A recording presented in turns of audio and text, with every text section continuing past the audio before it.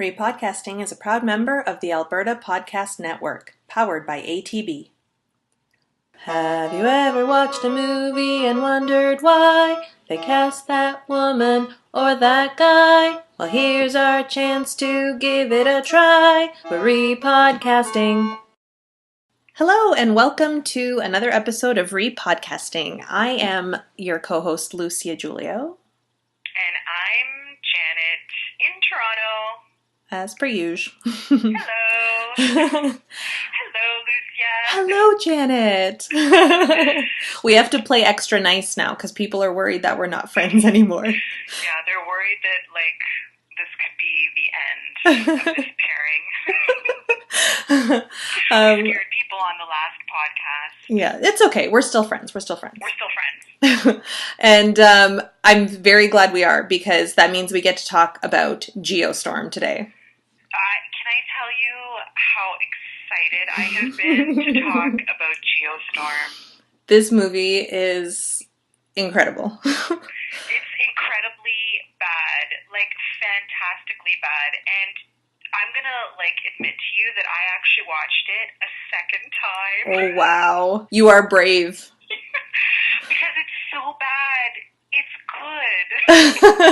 It's one of those movies that it's so incredible how bad it is. You can't believe it got made. Yeah, absolutely. In fact, I wanted to watch it a while back for the podcast, How Did This Get Made? Because they covered it. It's just so crazy. The story of it and the budget of it and the end result of it, everything about it is completely bananas. It is. It's totally bananas.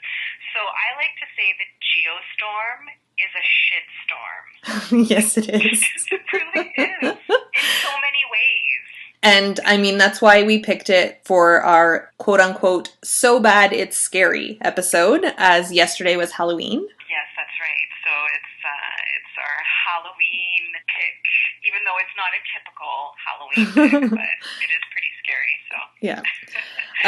Okay, so the box office. How did this do, Janet? Well, so the budget was $120 million. So they had a big budget. It was produced by Warner Brothers. So they had the backing of one of the biggest studios in Hollywood. However, it is estimated that Geostorm lost approximately $72 million. Oh my gosh.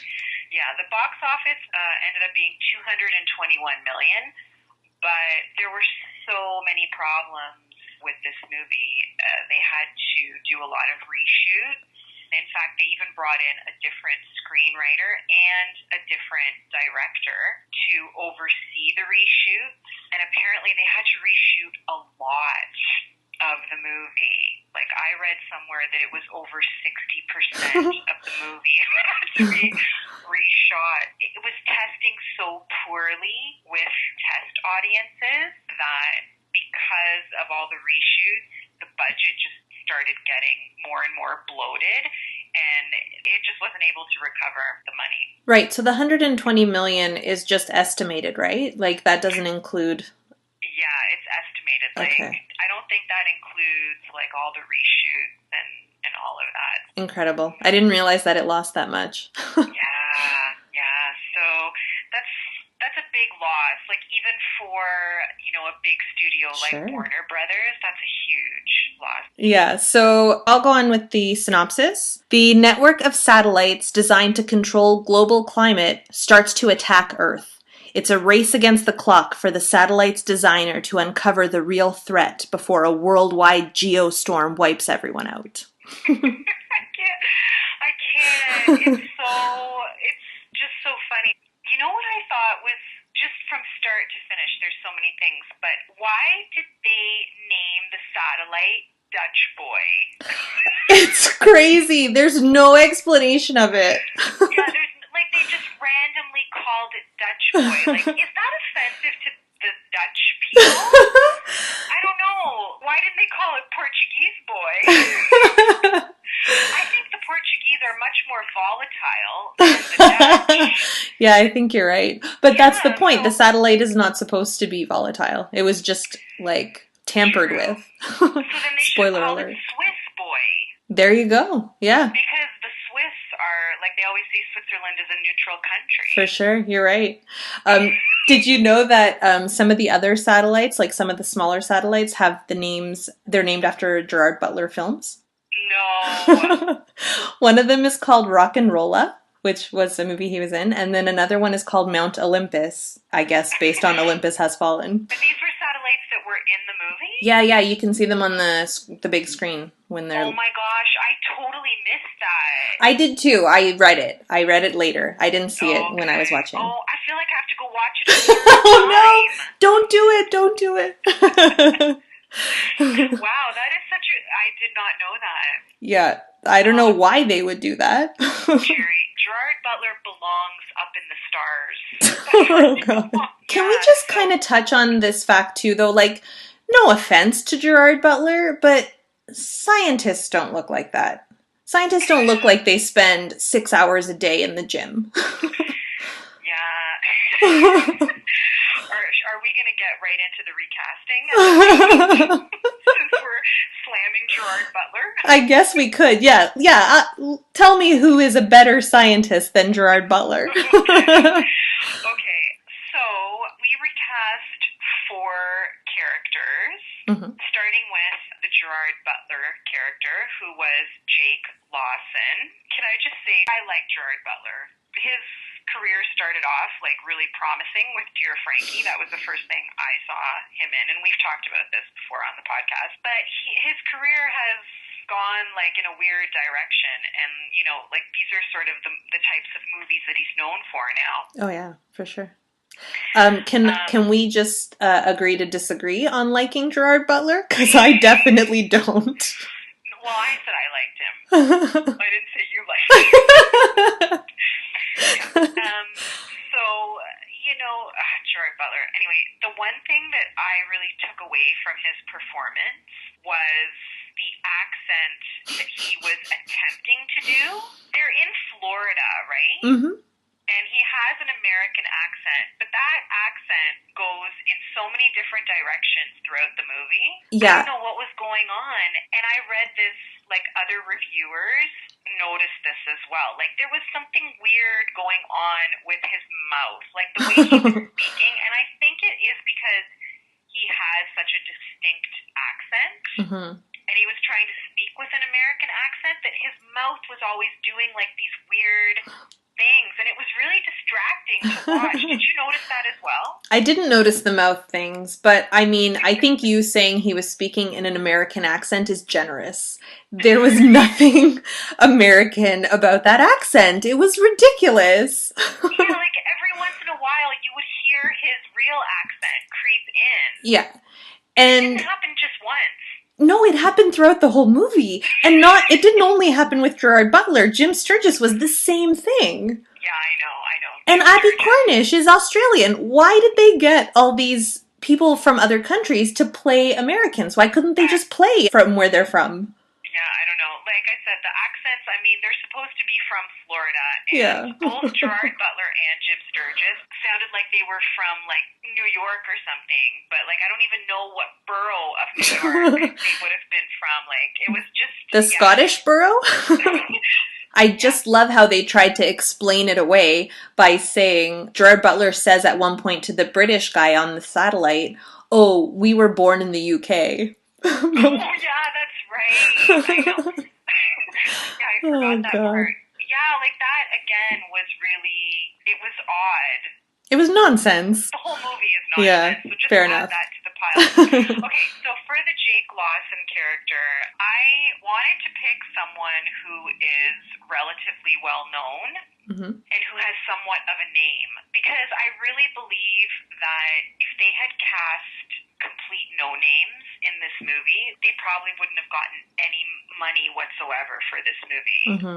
So for Jake Lawson, I cast Jeremy Renner. Okay. You know who he is, right? I do. Okay, so for anybody who doesn't know Jeremy Renner. He's Hawkeye in all the Marvel movies. I feel like that's where everyone will know him from. Also the Mission Impossible. Yes, I was just going to say, he was in 2 of the Mission Impossible movies with Tom Cruise. He was also in The Bourne Legacy. Right. And he's already done a space movie with Amy Adams. Oh, really? Oh, Arrival. Yeah, he did. He was in Arrival with Amy Adams. Okay. The main reason that I picked him was because I feel like he sort of could have played that character a little bit more believably than Gerard Butler. Mm-hmm. I mean, I don't know if Jeremy Renner is necessarily believable as a scientist. Okay. But the takeaway that I got from the Jake Lawson character is that he's sort of this guy who doesn't play by the rules, and, you know, he kind of has an abrasive personality, which we see right from the beginning of the movie, right? The character is, you know, at odds with all these different people. Yeah. And I felt that Jeremy Renner is really good at playing that type of character. Mm-hmm. I think he kind of exudes that energy. That's why I selected him. And also, like, he's kind of the right age as well, because I felt like you have to believe that this is someone who's got some work experience under his belt. Yeah. You know, he created Dutch Boy. Like, it wouldn't be somebody fresh out of university or whatever that would be able to do that, right? I agree, and that's something that they say in the movie too. I think it's the British guy again who makes fun of Gerard Butler's age. And he's like, "Oh, I thought you'd be younger." Like, why? Why did he think he'd be younger? You're exactly right. He created Dutch Boy. He's not 20 years old. It's so crazy. Exactly. Like, he's not a child prodigy, right? I mean, he's somebody who... He's like a seasoned scientist. Even saying all of this stuff sounds so ridiculous. It's really hard to discuss this in earnest. Anyway, I think Jeremy Renner. I think he would have been better. Mm-hmm. At least he could do an American accent. He is American. So can I ask you something? Because obviously Gerard Butler is now known as like a big action star. And so is Jeremy Renner, I think. Did you feel that role required an action hero? To a certain degree, in order for it to be believable. But what does he do that is action-y? He rides motorcycles and he builds engines. Okay. That's what they're trying to tell us about Jake Lawson. He's like this guy, the scientist who also lives on the beach in a trailer. Okay. They send him up into space, right? So we're supposed to believe that he's, you know, fit enough to go up there. Okay. Even though he just automatically gets sent back up there after being retired for like 3 or 4 years. Yeah, and let me say, in this Geostorm future, space travel has improved big time because I feel like he gets there in like 30 minutes. Oh, yeah. He got there so fast. And here's the thing. Okay, like now we're going to go off topic, but because you said in the near future, like that was the other thing that I found kind of off because it's supposed to it takes place in what, 2019? I don't remember exactly, but it was, in the near future. Yeah, like it's really in the near future, which I guess it is believable, right? I mean, we're seeing more and more extreme weather. Yeah, but you'd think with something like this, they'd give you at least like 10 to 15 years, not 3 years. Exactly. Like, I felt that this should have been further into the future. For sure. Like you're saying, like 10 years into the future. Yeah. Because they'd have to be working on Dutch Boy right now. Is somebody working on Dutch Boy? We're uncovering some secret project. So.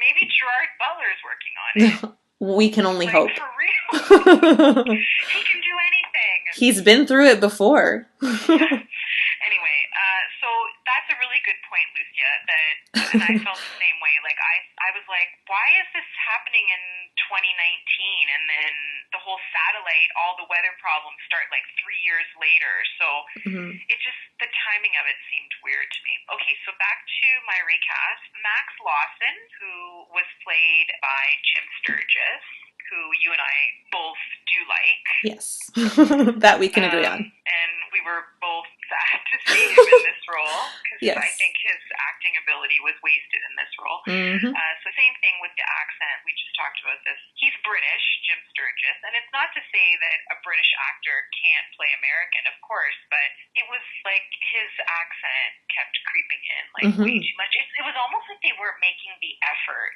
to hide the accent. Exactly, because like you said, like there are British actors who play American and they can get the accent well and, you know, it's not that big an issue.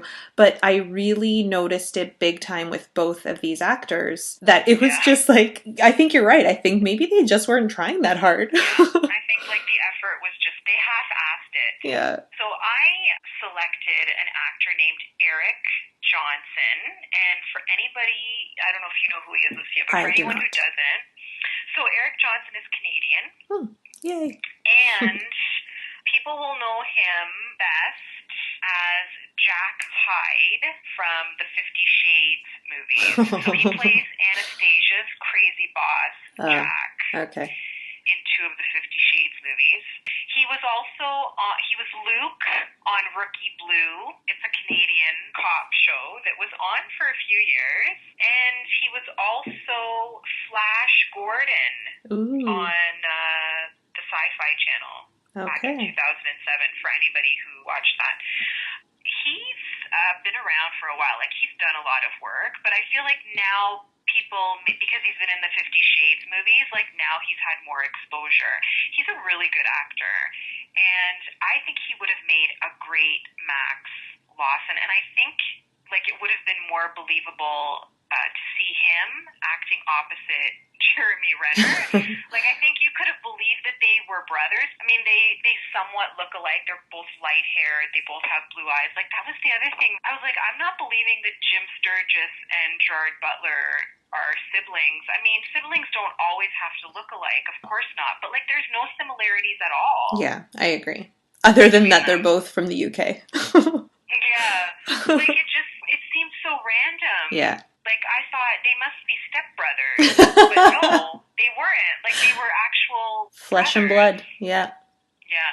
So Eric Johnson, I think, could have pulled this role off just based on his performance as Luke on Rookie Blue. I used to watch Rookie Blue when it was on, and this is considered an action movie, right? Yeah. Yeah. So there's that element to the role, but then also I felt Max was a little bit more sensitive. Maybe he had softer edges than the Jake Lawson role, right? Yeah. And I think Eric Johnson is definitely a capable actor, and he could have hit those spots. He would have done a good job. And I would have really liked to have seen the chemistry with him and Jeremy Renner. I think they would make really good scene partners. I would be interested in seeing that. Okay. Then for the role of Sarah Wilson, who is Jake Lawson's girlfriend. Max Lawson's girlfriend. Right. Oh, I'm sorry. Yes, it's Max's girlfriend. She plays the Secret Service agent. So Abby Cornish, I mean, I didn't dislike her in the role. And I like her, but I kind of also didn't really think she had much chemistry with Jim Sturgis. Did you? No, I didn't. I wasn't feeling it. Yeah, not at all. So I cast Kristen Ritter in that role. Oh, I like it. Yeah, I like Kristen Ritter, and I think she definitely could play that role. So anyone who doesn't know her, she plays Jessica Jones on the Marvel series, the Jessica Jones series. She was also Jane on Breaking Bad, and I know her from Don't Trust the Bee in Apartment 23. That was the first time I saw her work. But yeah, I think she can do those action roles. I mean, that's what she does on Jessica Jones, right? And I think she would have played that role really well. Yeah, I really like that pick. Yeah, I like her. She's so good. Yeah. And we never see her. I mean, yeah, she's Jessica Jones, but before that, like, you didn't really see her on anything. And she's kick-ass. She's really good. I like her.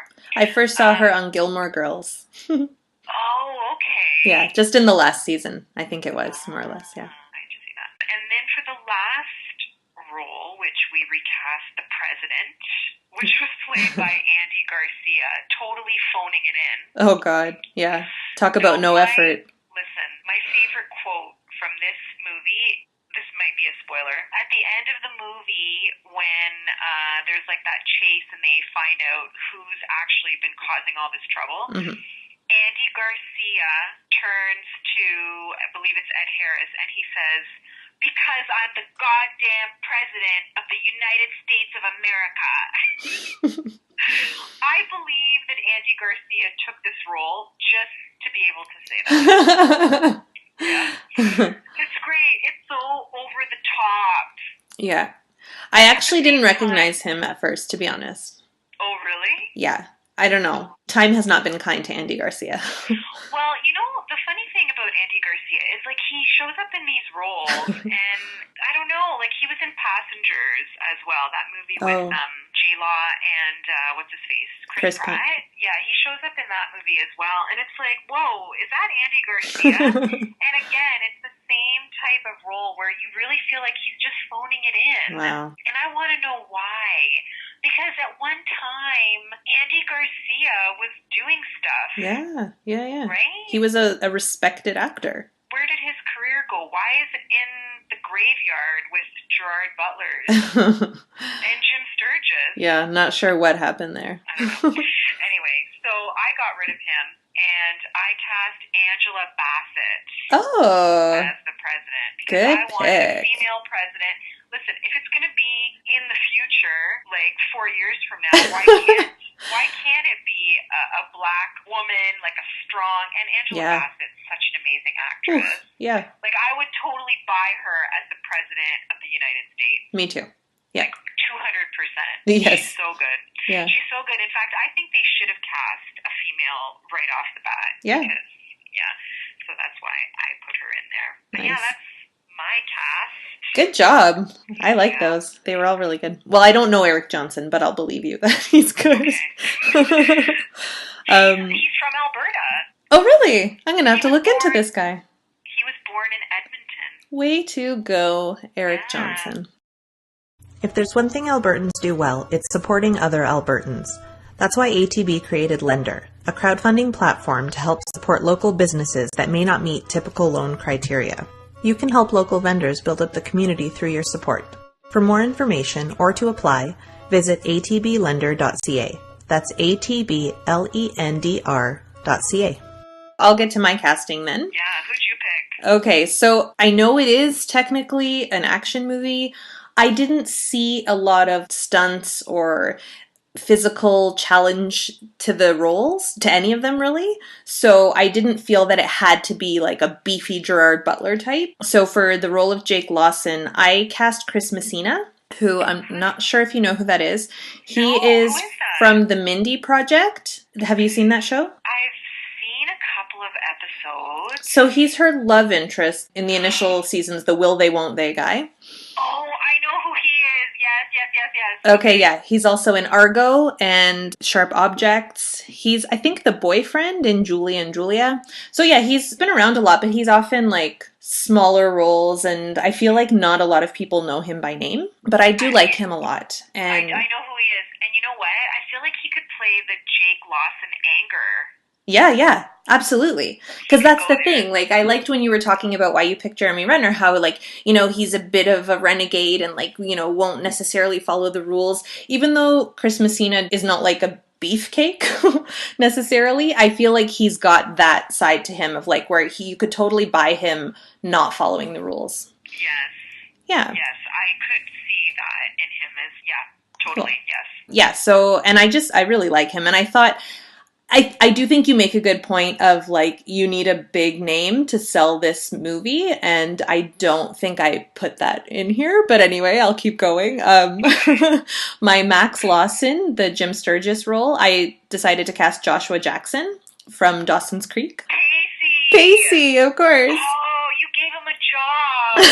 That was really nice of you. Oh, stop. He's so good. No, you know what? He's a good pick. Yeah, and he's a good actor, and he's not doing enough. So yes, I'm glad to give him a job. I bet you if they had offered him the job, he totally would have taken it, too. Yeah, probably. I mean, it's a big studio movie. Yeah, for sure. Why wouldn't he? And I also think that the chemistry between Joshua Jackson and Chris Messina would be fun to watch. I think they would play well off of each other. Granted, they don't look alike, but... Well... like Gerard Butler and Jim Sturgis don't look anything. No, they don't. Like, these baby more believable as brothers than those two.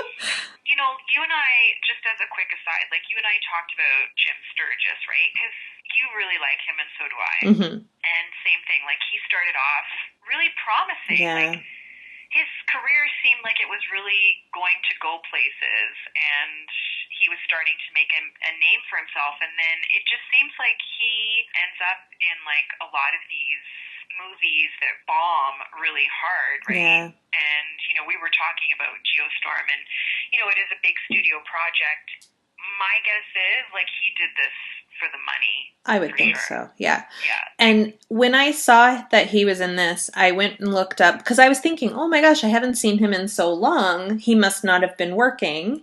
And then I went through his IMDb, his filmography, and no, he's been working constantly, just not in anything that has been famous, let's say. Yeah, same thing as you. Like, I was looking at his filmography, and then I actually ended up watching One Day, that movie that he did with Anne Hathaway. Yeah. Have you seen that? No, I'm reading the book right now, though. Oh, okay.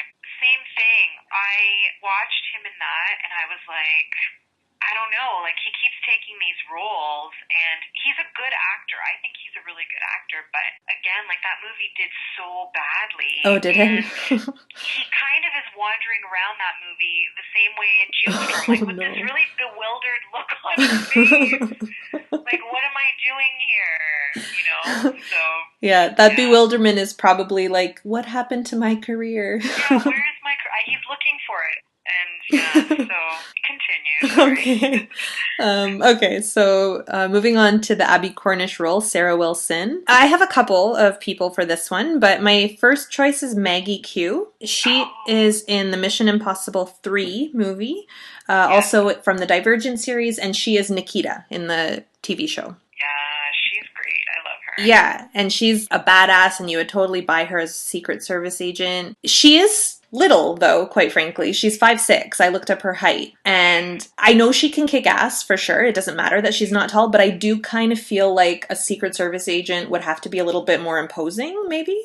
So that's why I was like, maybe I should look at someone else. So the other person I thought of was Gal Gadot. Oh, yeah. I like Maggie Q. Cool. Yeah, and you know what?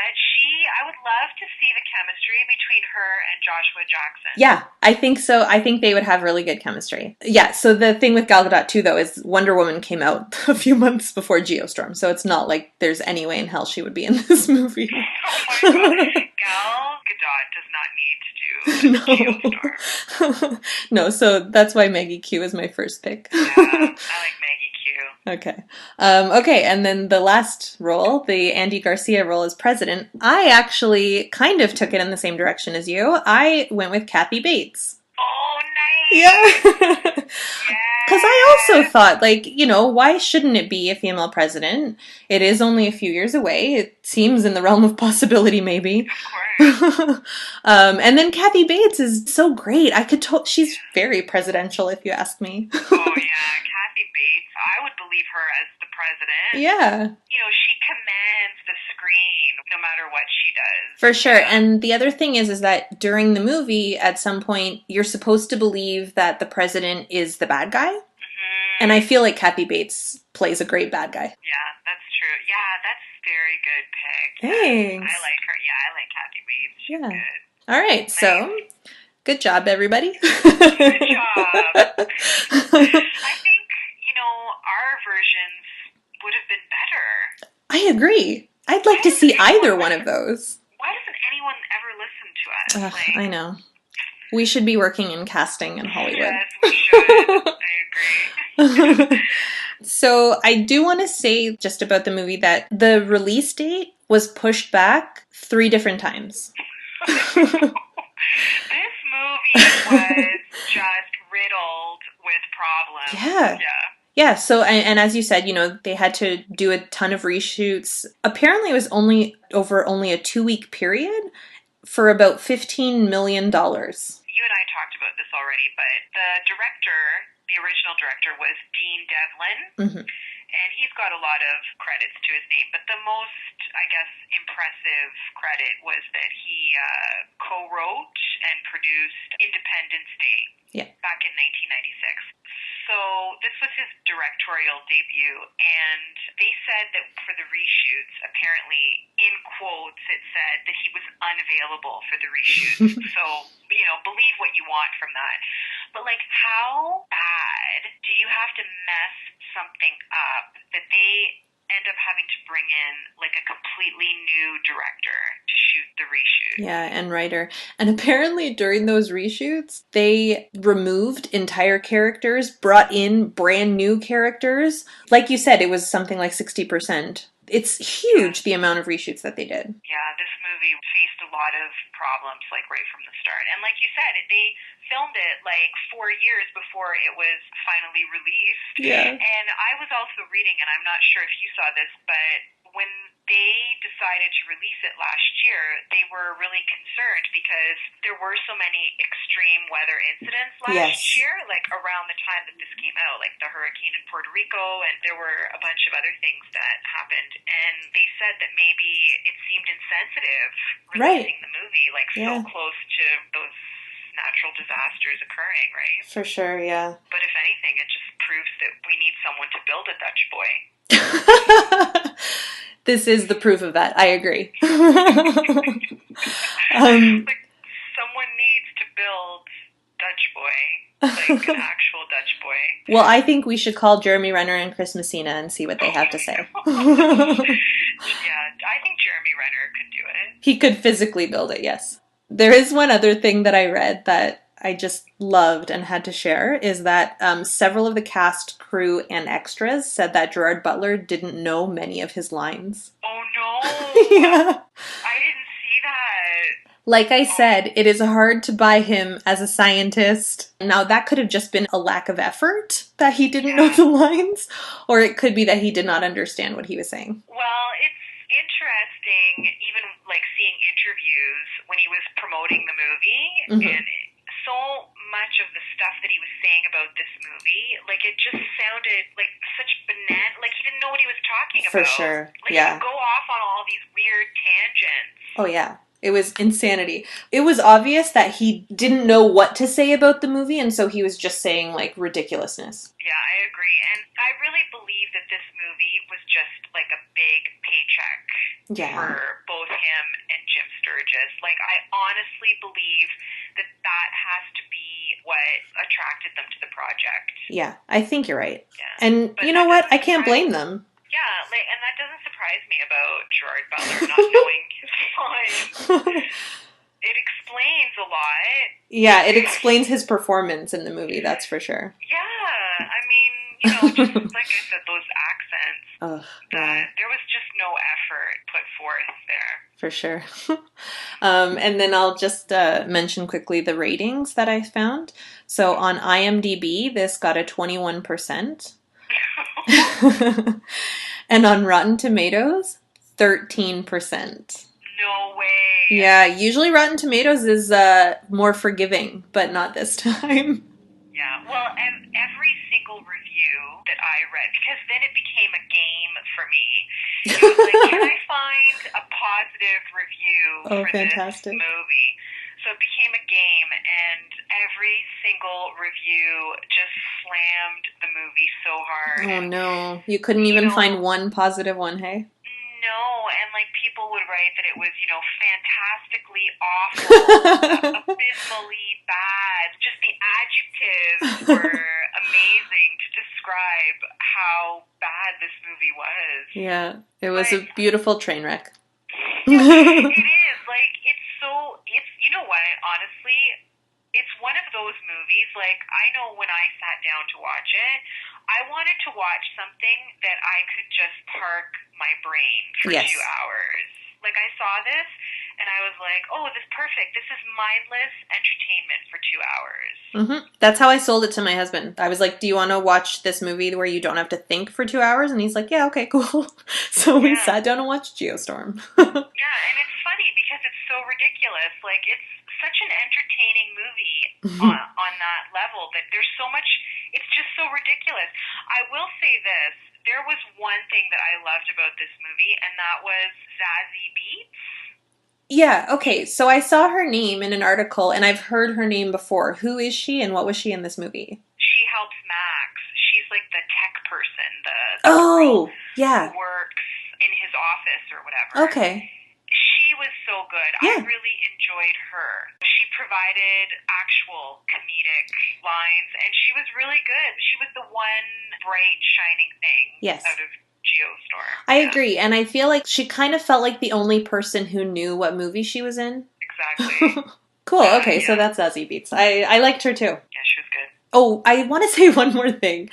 Sure. Okay, so they quote-unquote saved the planet, they stopped the satellites at, the last second and whatnot, and they're cheering and they're happy, but millions of people died in this movie. Oh, yeah. This is not a success, as far as I'm concerned.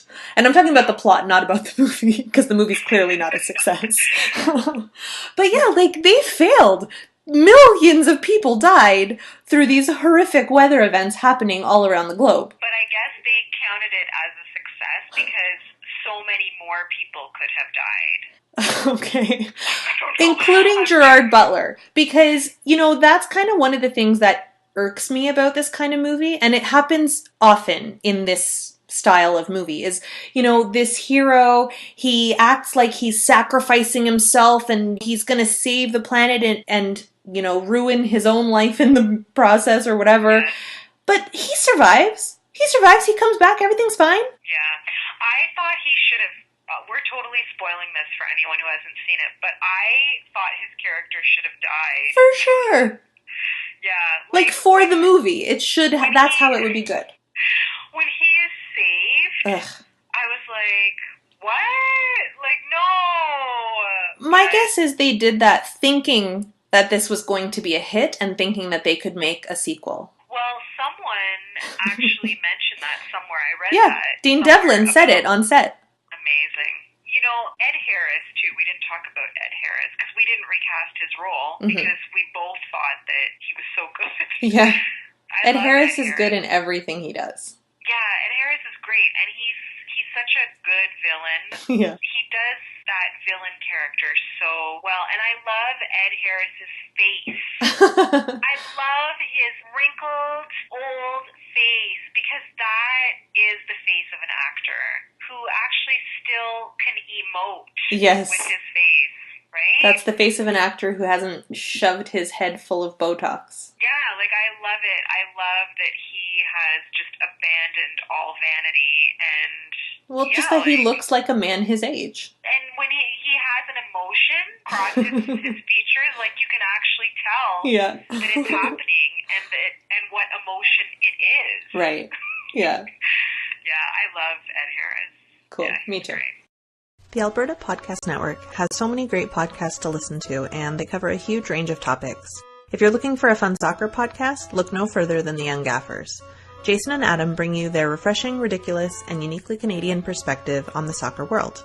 Listen to the Young Gaffers along with so many other fabulous shows at albertapodcastnetwork.com.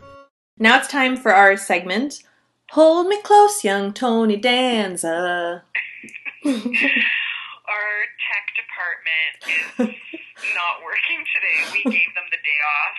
Yeah, for the Thanksgiving holiday. Yeah, that's right. Okay, so it is time for Hold Me Close, Young Tony Danza, the segment where we cast Tony Danza into one of the roles in this movie. So I'll let Janet go first. Okay, so I cast Tony Danza. I feel like this is going to be obvious. I cast him as the president. Oh, okay. Nice. Yeah, because, I mean, come on. It's Tony Danza. Couldn't you picture Tony Danza saying, because I'm the goddamn president of the United States of America? I could see Tony Danza saying that. Yeah, and he'd be such a likable president. Oh, he'd be great. Yeah, so that's where I threw him into the movie. Okay, I decided to actually cast him as Decom, the Ed Harris role. Oh, the villain? Yes, I want to see him be the bad guy in this movie. Oh, like I did in Rain Man when I cast him as Charlie Babbitt. Yeah. Oh, boy. You should have cast Tony Danza as Jake Lawson.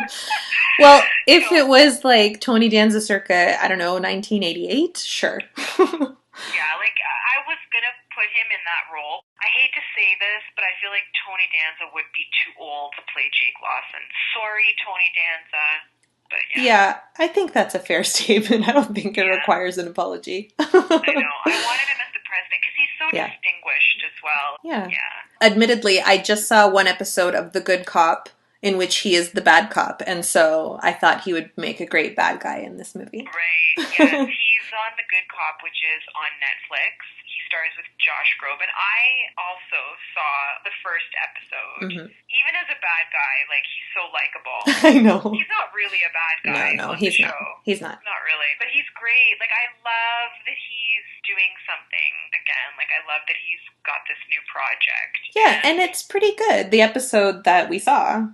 It is good. The writing so far, it seems really solid. Like, I'm looking forward to watching the rest of the season. Me too. And can you admit now that Josh Groban was a good choice? Yes. I even messaged you that day because I was like, I had so many doubts about Josh Groban and if he could pull this off. Yeah. And then I watched that episode and I was like, I was wrong. I take it all back.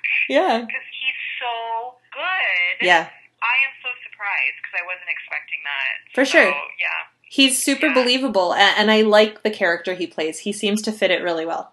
For sure. And you know what it is, too? He has obvious chemistry with Tony Danza. Yeah. They play off one another so nicely. Agreed, yeah. I'm happy Tony Danza has a job. Me too. Okay, so we'll watch more episodes of that and report back later. That's right. Okay, so the last segment that we have is our movie challenge. Our movie challenge, yes. We each have a movie to talk about today. I'll go first if that's all right. Yes, please do. Okay, so I saw Rear Window. I just finished watching it today, and it was excellent. It's a classic. For a reason. It was actually on my list to watch this year anyway, because I'm trying to go through the AFI 100 and it's on there. So I'm really glad that you gave me this movie. I was really impressed with the look of it. It's from the 50s. I believe it's 53 or 54. And it is obvious that it's a movie set, that it's not on location or whatever. That's fine. Right. But I don't know what to call it, like the cinematography, I guess, the way that the shots are framed and everything, it's so interesting, and it really gives you the feeling that you're the voyeur as well as Jimmy Stewart. And I'd never seen a Grace Kelly movie before. This is the first one. And, you know, I've heard of her, of course, and I've seen pictures and whatnot, but she is so beautiful and elegant and just incredible. I really, really liked it. Now, let me ask you, is this the first Alfred Hitchcock movie that you've watched? No, I've seen Psycho, and I've seen Notorious. Is that what it's called? I don't know. I've never seen that one. It's the one with Ingrid Bergman. And I've never watched it. Okay. I liked it, and I liked Psycho as well, but this one I think was better than both of those. I'm a huge fan of Alfred Hitchcock's work. I think this is my favorite film. Oh, wow. Of his. Yeah.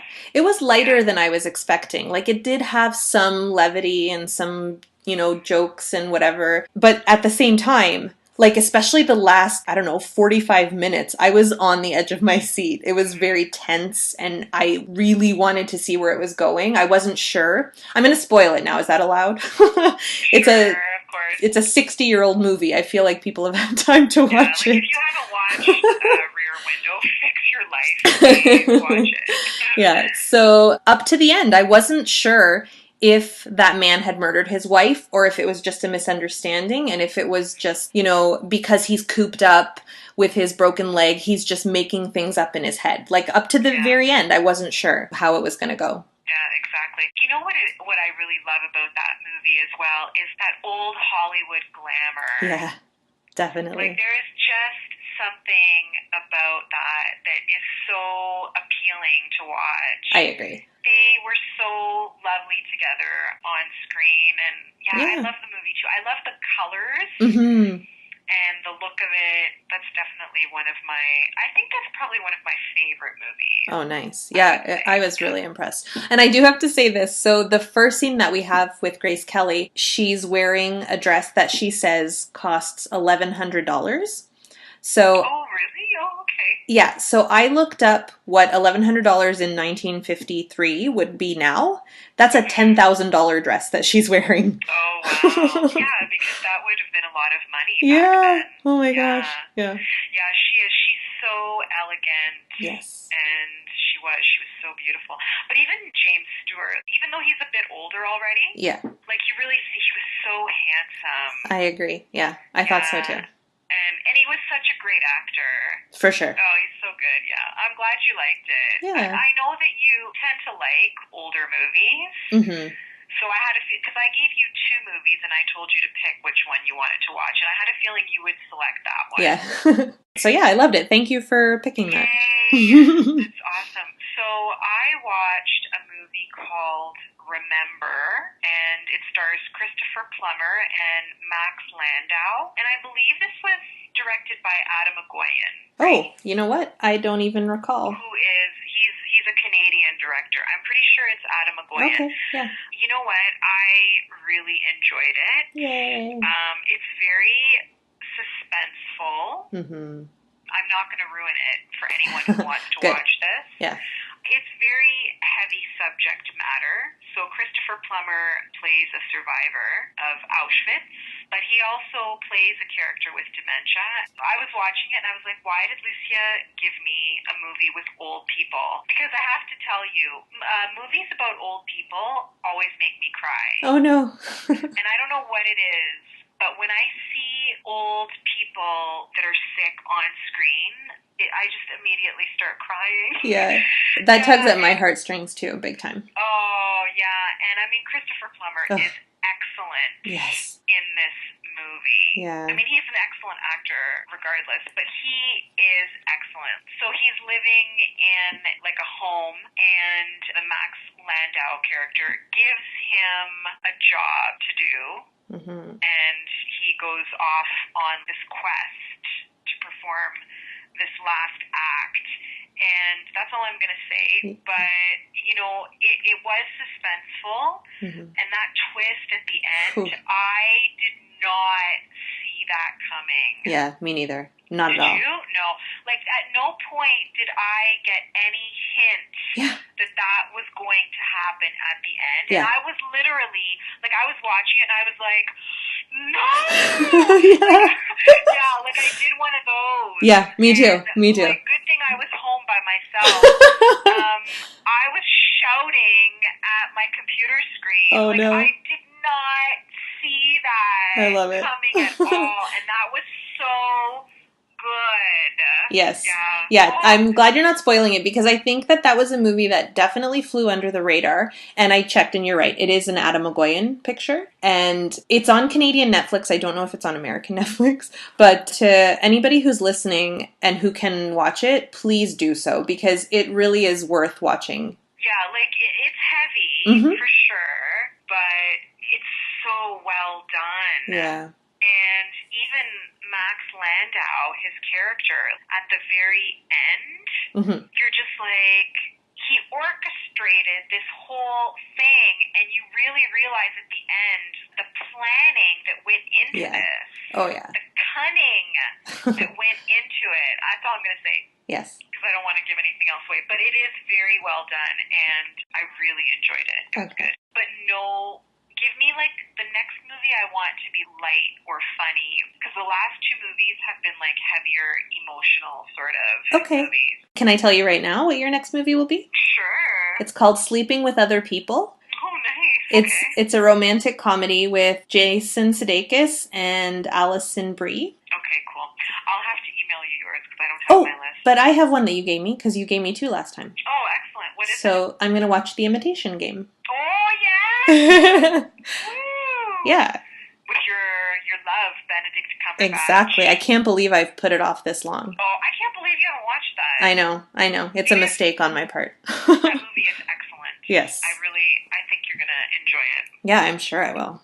Yeah. So thank you. Because honestly, I had never even heard of this movie. I saw it on a plane. Oh, really? Yep, it was on the plane. And I usually, when I get onto planes, anything that I like, I've already seen, and the other stuff on there I'm not interested in, and so I use it to try and watch stuff that I've never heard of. You're brave, because a movie like this, I would not be able to watch it on a plane. Oh, okay. Oh, I'm sure I cried. Because I would be crying like a weeping child, and I wouldn't want people to be watching me, or I'd have to turn it off. Have you heard that, like, I've heard many people say that you cry more easily on a plane. Something to do with the altitude or something? I'm not sure. It's possible. And then maybe, too, it's like the emotional aspect of it, because a lot of people already are tense when they're flying, right? Yeah, that's a good point. Yeah. Yeah, I cry on planes all the time. I don't care. Oh, really? No. Usually when I'm on a plane, like, I pick really light fare. Okay. Yeah. Usually if I'm going to select a movie, it's like something that's really light, like a Geostorm. Yeah. I don't think they'd show that on a movie. No, I doubt it. People would be freaking out. Yeah. As soon as there was some turbulence, they'd be like, Dutch boy is on the fritz again. Oh, dear. Yeah. So our next movie for next month, we're going to do a holiday-themed film for December. And I think this was your selection, Janet. Was it? Yeah, maybe. Yeah, so we're doing The Grinch, the version with Jim Carrey. Yes, the 2006 version. That is the only version, right? Currently, but there is one coming out this year. Yeah, but it's animated. Right, yes. That's the only live-action one. And we will have a special guest with us as well. So this is exciting. Too true. Okay, excellent. And so we are repodcasting on all the social media stuffs. And don't forget, if you want to email us, we can be reached at repodcasting@gmail.com. Please email us. Yeah, email us your thoughts about Geostorm. Yeah, if you haven't watched it, please watch it. Sorry, Lucia. So would you recommend Geostorm? I mean, I would recommend it in, like, get together with a couple friends and watch it and laugh at it and make fun of it. To just, like, sit down and watch it seriously, you're probably not going to enjoy it that much. I would tell people, sit down with your friends and make a drinking game out there of you Geostorm. Go. Yes. Yeah, like every single time Gerard Butler's accent goes, or Jim Sturgis, take a drink. Oof. You'd be drunk very quickly. Like 10 minutes into the movie. I think this drinking game might be too effective. Yeah. But I would recommend it. It's a movie that you just sit back and you mindlessly want to be entertained, just park your brain for like 2 hours. I would totally recommend this movie. Yeah, and just to laugh at how dumb it is. Yes. Well, thanks, Janet, for picking Geostorm. No, thank you, Gerard Butler, for making Geostorm. Oh, God. I'm going to say it. I kind of hope this is our last Gerard Butler film. Oh, my gosh. Or, a year from now, we could be doing Geostorm, too. Oh, yeah. I don't think that the flops get sequels. I don't know. I mean, who knows? We might end up having to recast Geostorm 2, Geostorm 3. We can only hope. Geostorm 4. I will say this just really quickly. The one movie that I've seen that I think did this way better was The Day After Tomorrow. Did you see that? I did not. Yeah, that was probably early 2000s. Mm-hmm. And Jake Gyllenhaal is in it. Oh, okay. And honestly, now I know why you've seen it. Yeah. If you want to actually watch a movie, well, that one's pretty ridiculous too, but it's better than this one. It's well done, at least. Somewhat. Okay. Alrighty, well, thanks for listening. Thanks, Janet, for joining me on the phone. No problem. And we'll see you next month for Dr. Seuss's How the Grinch Stole Christmas. Awesome. Thanks, bye. Bye.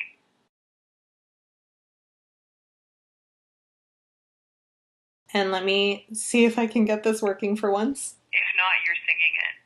Ugh! I just got a whoops, there was a problem playing this. Oh, no. You're singing it. Okay. Because my voice is horrid. Oh, dear. Oh, God, sorry. That's healthy. We're gonna have to pause, okay?